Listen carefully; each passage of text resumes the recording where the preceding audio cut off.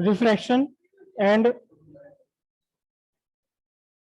Refractive index. सबसे पहले हम समझेंगे कि रिफ्रैक्शन क्या है। रिफ्रैक्शन क्या है?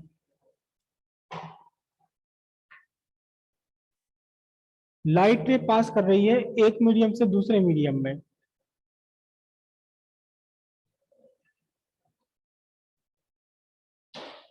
मीडियम चेंज होने का मतलब एक एयर है, एक ग्लास है, या वाटर है, या कुछ और ट्रांसपेरेंट मीडियम है। तो लाइट रे ने मीडियम चेंज करा। लाइट रे ने चलते हुए अपना मीडियम चेंज कर लिया, एक मीडियम से दूसरे मीडियम में पहुंच गई, और जिस रास्ते पर इसको चलना था, जिस रास्ते पर ये चलती हुई जा रही थी, उससे रास्ता बदल गया। तब हम कहेंगे रिफ्रैक्शन हुआ है। रिफ्रैक्शन हुआ है। When the light ray deviate from its path due to change in medium, the phenomenon is called refraction. दोनों एक साथ होने चाहिए, मीडियम का भी चेंज हो और पाथ भी डिफरेंट हो जाए, तभी रिफ्रैक्शन है। अगर केवल मीडियम चेंज हुआ और पाथ चेंज नहीं हुआ तो भी रिफ्रैक्शन नहीं है। पाथ चेंज हो गया, मीडियम चेंज नहीं हुआ तो भी रिफ्रैक्शन नहीं है। रिफ्लेक्शन के कारण भी पाथ बदल जाता है, लेकिन वहां मीडियम में चेंज नहीं आता, सेम मीडियम में आ जाती लाइट रे। तो जब दोनों काम एक साथ हो कि लाइट चलते हुए अपने मीडियम को भी बदल दे, एक मीडियम से दूसरे मीडियम में चली जाए और साथ में अपने पाथ से भी डेविएट हो जाए, तब हम कहेंगे क्या हुआ? रिफ्रैक्शन हुआ है। और रिफ्रैक्शन के पीछे जो अल्टीमेट कॉज है, जो कॉज है रिफ्रैक्शन का, ये कॉज है difference in speed. Difference in speed of light in different media. अलग अलग मीडियम में स्पीड ऑफ लाइट अलग अलग होती है, उसी से ये पाथ चेंज हो जाता है। लेकिन मीडियम में स्पीड बदलने से क्यों पाथ बदल जाता है, ये अलग कंसेप्ट है, उसे भी पढ़ेंगे हम। लेकिन रिफ्रैक्शन क्या है? रिफ्रैक्शन है deviation of path of A light रे on changing medium.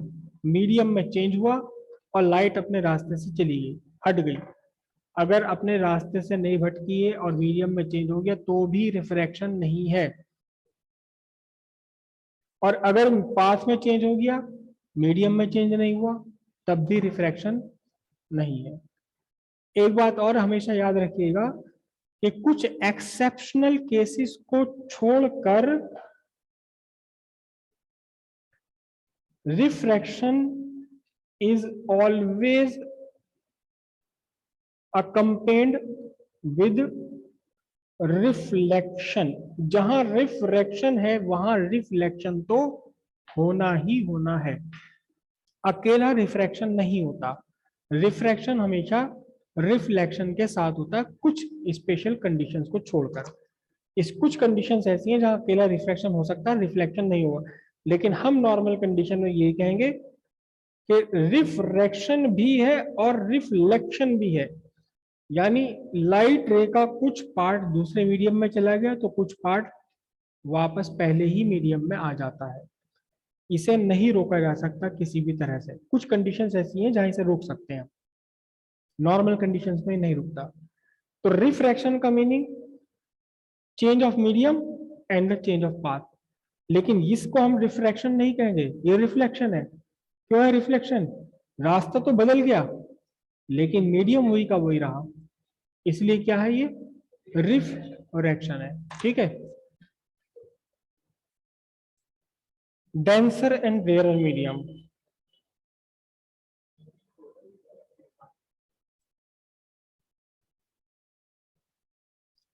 Denser and rarer medium, लेकिन हम यहां फिजिकल डेंसिटी की बात नहीं करेंगे। फिजिकल डेंसिटी का इससे कोई लेना देना नहीं है। हम यहां कहेंगे किसका, optically, optically denser and rarer medium. कोई भी मीडियम ऑप्टिकली डेंसर होते हुए भी फिजिकली रेयर हो सकता है। अक्सर तो ऐसा होता है कि जो फिजिकली डेंसर है वो ऑप्टिकली भी डेंसर है। अब डेंसर रेयर का मीनिंग क्या है, डेंसर और रेयर मीडियम का मीनिंग क्या है?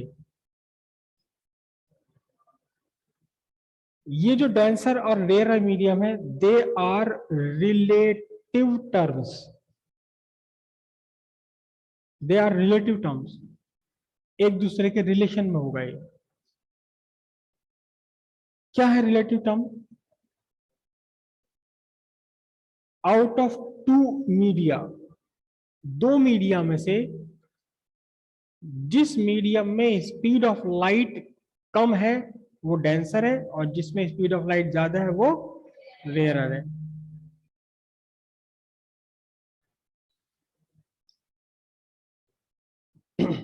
आउट ऑफ टू मीडियम, दो मीडियम है आपके पास,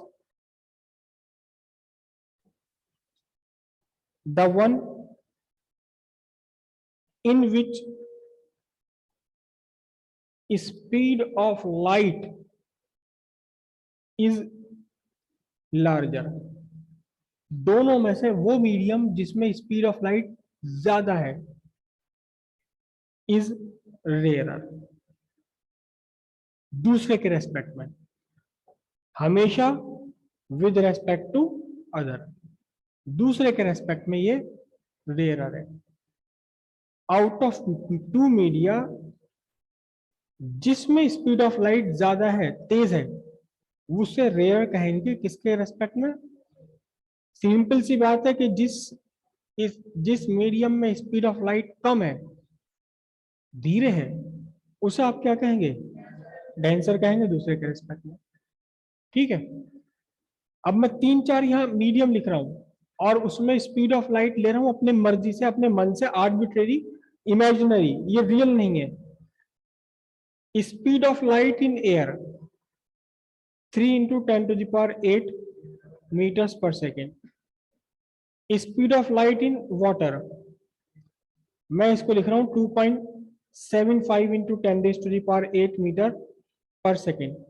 speed of light in glass, मैं इसे लिख रहा हूं 2.5 into 10 raised to the power 8 metre पर second. Speed of light in diamond, diamond में स्पीड ऑफ लाइट है, मैं इसे लिख रहा हूं 2.4 into 10 to the power 8 metre पर सेकेंड। तो इनमें से कोई भी दो मीडियम अगर आप उठा लें तो आप क्या कहेंगे?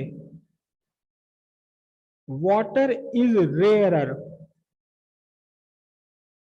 With respect to diamond and glass. अगर आप ग्लास और वाटर को देखें तो जिसमें स्पीड ऑफ लाइट तेज है वो रेयरर मीडियम है, जिसमें कम है वो डेंसर है। ठीक है, अगर आप ग्लास देखें तो glass is denser with respect to water, water and air, लेकिन यही glass is rarer with respect to diamond. Diamond के रेस्पेक्ट में यही रेयरर बन जाता है। तो रेयरर या डेंसर होना डिपेंड करता है आप किससे कंपेयर कर रहे हैं। कोई भी मीडियम डेंसर भी हो सकता है, वही मीडियम रेयरर भी हो सकता है, डिपेंड करता है कि आपने किसके रेस्पेक्ट में ये कंपैरिजन किया है। दोनों में से जिसमें स्पीड ऑफ लाइट तेज है वो रेयरर है। ग्लास में स्पीड ऑफ लाइट कम है, वाटर में तेज है, तो water is rarer with respect to glass, या glass is denser with respect to water. लेकिन जब आप ग्लास को कंपेयर करते हैं डायमंड से, तो speed of light in glass is larger, speed of light in diamond is smaller. तो diamond is denser with respect to glass, glass is rarer with respect to diamond. समझ आई बात? और अब यहीं से निकल कर आता है, यहीं से निकल कर आता है क्या? Refractive index. Refractive index. आप में से किसी को पता डेंसिटी क्या होती है? Density, physical density, physical density. Simple सी बात है, किसी बॉडी के मास को उसके वॉल्यूम से आप डिवाइड करेंगे तो आपको मिलेगी फिजिकल डेंसिटी। लेकिन रिलेटिव डेंसिटी पता है किसी को? Relative density, relative density.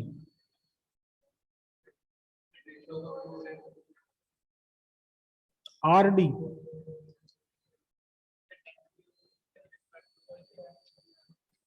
किसी भी मटेरियल की डेंसिटी को अगर आप वाटर की डेंसिटी से डिवाइड कर दें तो आपको मिलता है relative density. Density of a material divided by density of water. Density of water ideal conditions में है 1000 किलोग्राम पर क्यूबिक मीटर। आयरन की डेंसिटी है 2136 किलोग्राम पर क्यूबिक मीटर। तो इसकी आरडी कितना होगा? आरडी कितना होगा? 2.136। क्यों? क्योंकि आपने डेंसिटी ऑफ आयरन को डिवाइड कर दिया डेंसिटी ऑफ वाटर से, तो आपको रिलेटिव डेंसिटी मिली। अब इस रिलेटिव डेंसिटी का मीनिंग क्या हुआ? इसका मीनिंग ये हुआ कि आयरन 2.136 टाइम्स डेंसर है, भारी है। किसके कंपैरिजन में? वाटर के रिलेशन।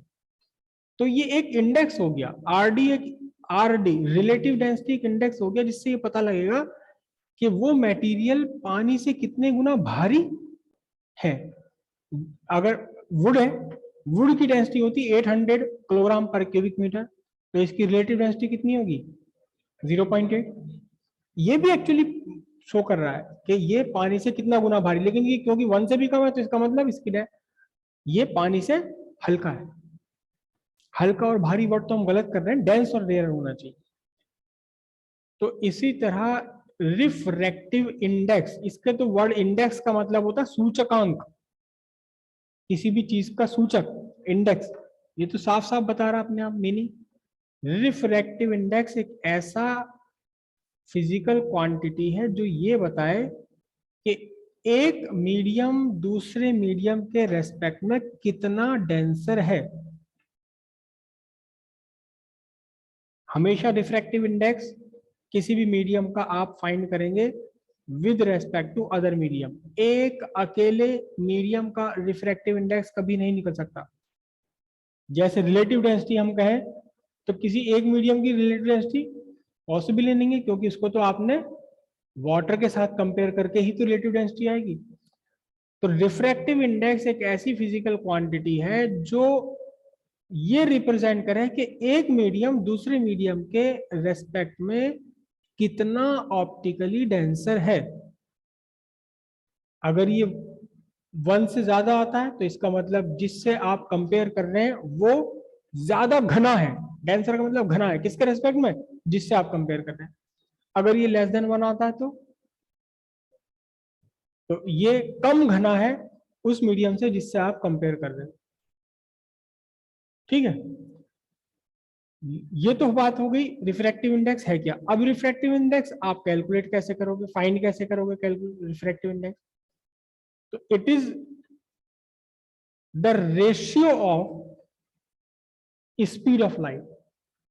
क्योंकि हमने अभी कहा कि जिस मीडियम में स्पीड ऑफ लाइट कम है वो डेंसर है, जिस मीडियम में स्पीड ऑफ लाइट ज्यादा है वो रेयर है। दो मीडियम आपके पास होनी चाहिए। दो मीडियम को जब आप कंपेयर कर रहे हैं तो दोनों में से जिसमें स्पीड ऑफ लाइट ज्यादा है वो उसे हमने क्या कहा? रेयर। दूसरे वाले को क्या कहा? डेंसर। तो कौन की एक एक मीडियम दूसरे के रेस्पेक्ट में कितना डेंसर है, इसे फाइंड करने के लिए क्या करोगे? सिंपल सी बात है, स्पीड ऑफ लाइट को कंपेयर कर लो आप। तो refractive index is given by the speed of light in one medium to the speed of light in second medium. It is given by the ratio of speed of light in one medium to the speed of light in another medium. Clear है इतनी बात? अब अगर आपको glass का refractive index find करना है तो सबसे पहली बात तो आपको ये चाहिए किसके रेस्पेक्ट में, ग्लास का रिफ्रैक्टिव इंडेक्स एयर के रेस्पेक्ट में, ग्लास का रिफ्रैक्टिव इंडेक्स वाटर के रेस्पेक्ट में, या आपने ग्लास को आप कंपेयर कर रहे हैं सरसों के तेल से, तो सरसों के तेल के रेस्पेक्ट में। इन दोनों मीडियम में आपको स्पीड ऑफ लाइट चाहिए। अब सवाल ये होता है कि हमें ग्लास का रिफ्रैक्टिव इंडेक्स फाइंड करना है, रिफाइंड ऑयल के कंपैरिजन में फाइंड करना है। तो हमें चाहिए speed of light in glass, speed of light in refined oil. अब इसका रेशियो, तो क्या करें हम, ग्लास की जो स्पीड है उसे ऊपर रखें और नीचे रखें उसे, कैसे करें इसको?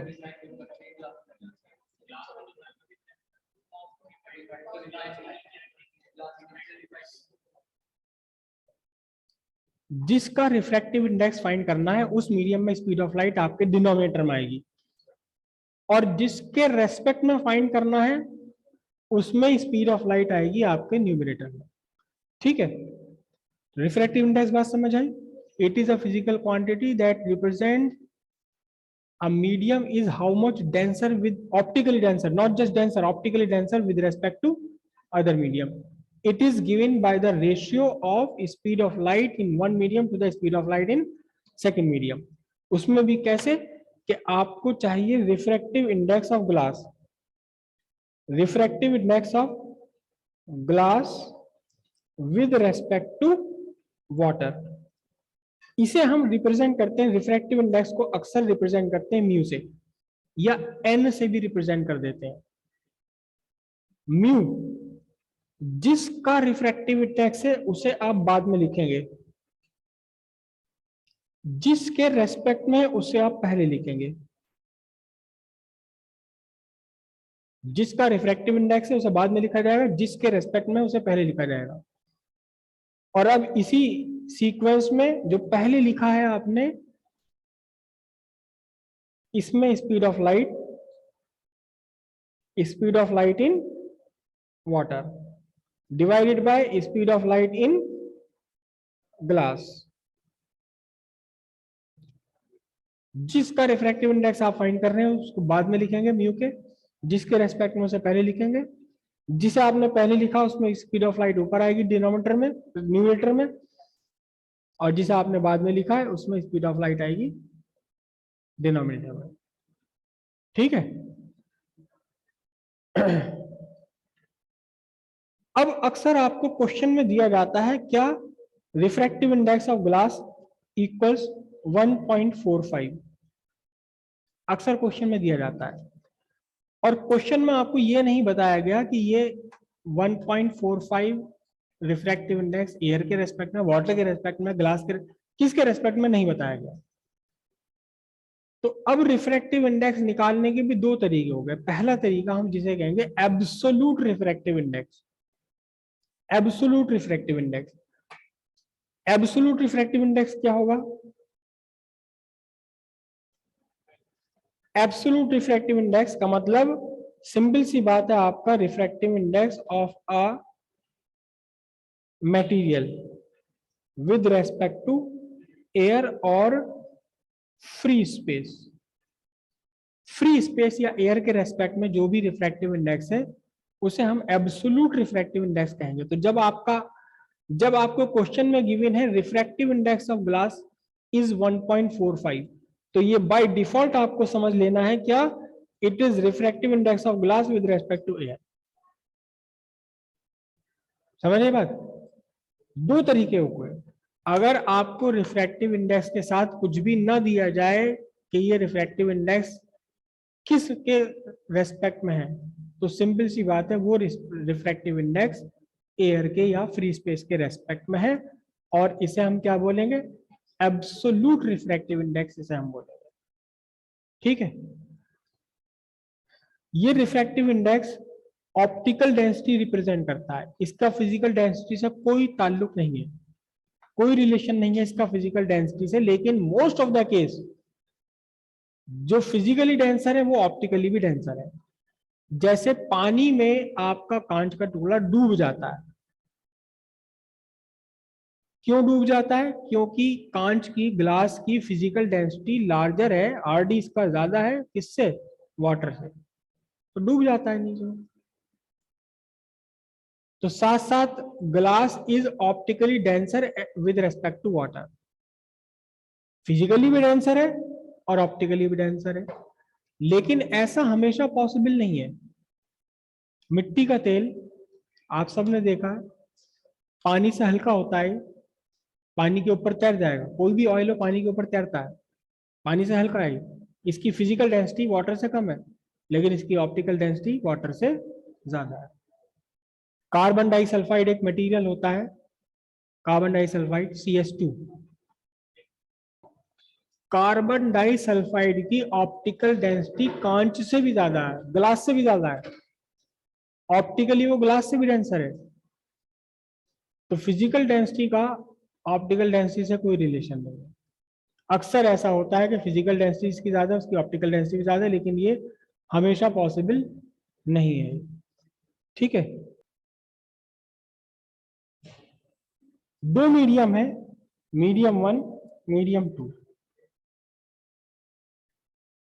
लाइट एक मीडियम से दूसरे मीडियम में गई, मीडियम का चेंज कर लिया simple.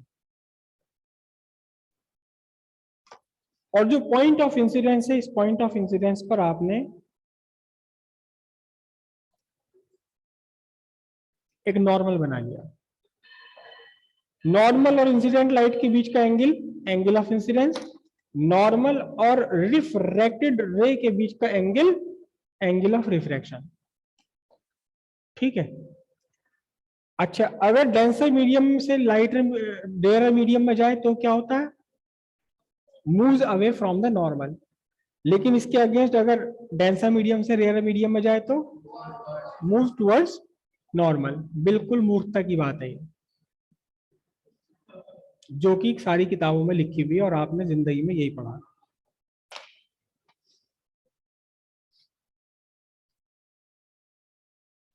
Out of two media,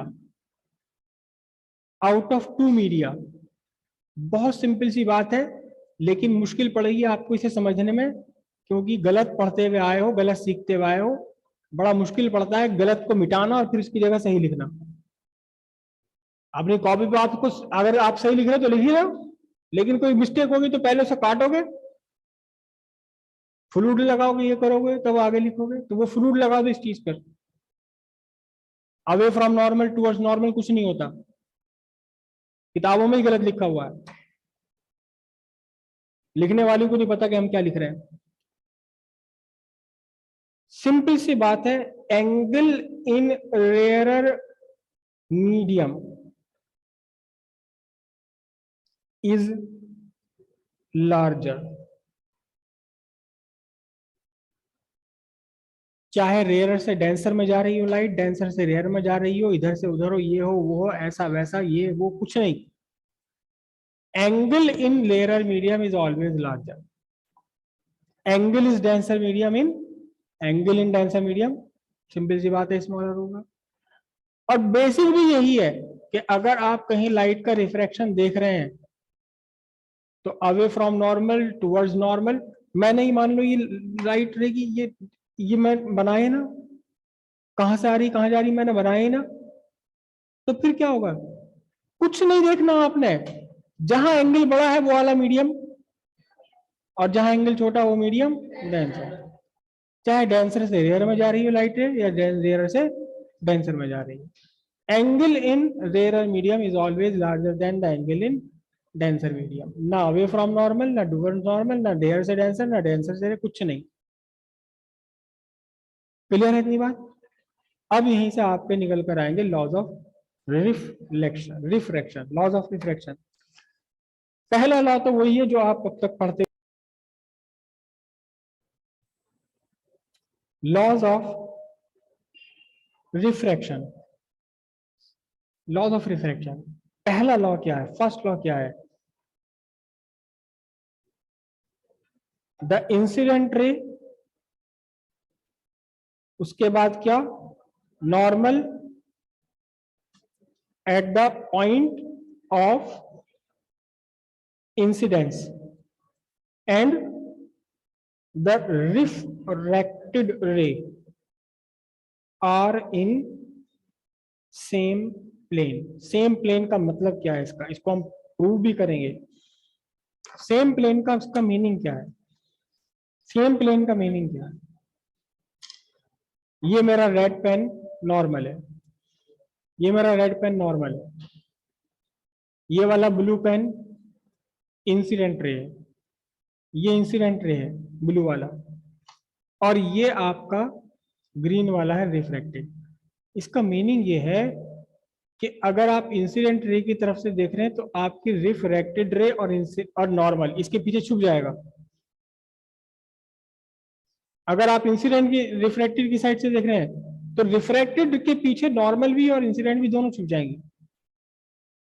plane में न होने का क्या मतलब है, आपको ज्यादा आसानी से समझ में आएगा। प्लेन में न होने का क्या मतलब है, लाइट यहां इंसिडेंट हुई और इधर रिफ्रैक्ट हो गई। अगर आप इन दोनों को एक प्लेन में लेते हैं तो आपकी रिफ्रैक्टेड बाहर निकल रही है। अगर आप रिफ्रैक्टेड नॉर्मल को लेते हैं एक प्लेन में तो आपका इंसिडेंट बाहर निकल रहा है। सीधी बात यह है, जहां आई उसी के सामने रिफ्रैक्ट होना है इसे साइड्स में नहीं जाना, ना इधर जाना ना इधर जाना। जहां इंसिडेंट है ठीक उसी के सामने इसे रिफ्रैक्ट होना। एंगल छोटा बड़ा हो सकता है depending upon the type of medium, लेकिन यहां से आई है तो ठीक इसी के सामने जाएगी, अगल बगल नहीं जाएगी, साइड में इसका डेविएशन नहीं होगा। क्लियर है इतनी बात? और सेकेंड लॉ क्या है? सेकेंड लॉ आप जानते हैं, angle of refraction is, no sorry वो तो मैं रिफ्लेक्शन बोल गया। The ratio of sine of angle of incidence and the sine of angle of refraction is a constant, and by the way this constant is equals to refractive index of second medium with respect to first medium. Actual में तो law ये है क्या, sin i upon sin r is a constant. The ratio of sine of angle of incidence and the sine of angle of refraction is a constant, and this constant is equals to refractive index of second with respect to first. अब यहां एक बहुत बड़ा confusion होता है, कौन सा दो में से कौन सा वाला फर्स्ट मीडियम है, कौन सा वाला सेकंड मीडियम है, कौन सा वाला फर्स्ट मीडियम है, कौन सा वाला सेकंड मीडियम है। ये एयर है, ये वाटर है। अगर आपको लाइट दिखाई दे रही है वाटर से एयर में जाती हुई तो ये आपका फर्स्ट मीडियम है और ये सेकंड मीडियम है। लेकिन अगर आपको ऐसा दिखाई दे रहा है कि कहीं लाइट रे कहां जा रही है, एयर से वाटर में, तो अब आपका एयर फर्स्ट मीडियम है और वाटर आपका सेकंड मीडियम है। सिंपल सी बात है, जिस मीडियम से लाइट इंसिडेंट है, this is the point of incident, this is the point of incident, and this line, what this line represent, this line represent the separation between two media. ये जो line है आपकी, ये क्या है, separation between two media. इस separation की तरफ जिस मीडियम में से लाइट आ रही है वो मीडियम आपका पहला मीडियम है, और इस सेपरेशन से दूर जिस मीडियम में लाइट जा रही है ये आपका सेकंड मीडियम है। क्लियर है इतनी बात? अब जब आपने डिसाइड कर लिया कि कौन सा मीडियम फर्स्ट मीडियम है, कौन सा मीडियम सेकंड मीडियम है, तो सिंपल सी बात है, अब आप एंगल ऑफ इंसिडेंस और एंगल ऑफ रिफ्रैक्शन भी फाइंड कर सकते हैं। इंसिडेंट रे का नॉर्मल से angle of incidence, incident ray का नॉर्मल से एंगल ऑफ रिफ्रैक्शन हो जाएगा। ठीक है, अब यहां हम सेकंड लॉ लगाएं जिसे कि स्नेल्स लॉ भी बोला जाता है। तो मैंने क्या कहा, sine I by sine R. तो अब ये क्या होगा, sine I by sine R, इसमें इस डायग्राम के according, just raise your hands, इस डायग्राम के according sine I equal sine R is a constant which is equal to, raise your hands. जब आपने इस डायग्राम के लिए लिखा sine I upon sine R, पहले आपने डिसाइड कर लिया कि कौन सा मीडियम फर्स्ट मीडियम है, कौन सा मीडियम सेकंड मीडियम है। जिस मीडियम से लाइट आ रही है इस सेपरेशन की तरफ, ये फर्स्ट मीडियम है, जिस मीडियम में लाइट जा रही है अवे फ्रॉम सेपरेशन, ये सेकंड मीडियम है। तो अब sine I upon sine R क्या है? Refractive index. It is actually refractive index of second medium with respect to first medium.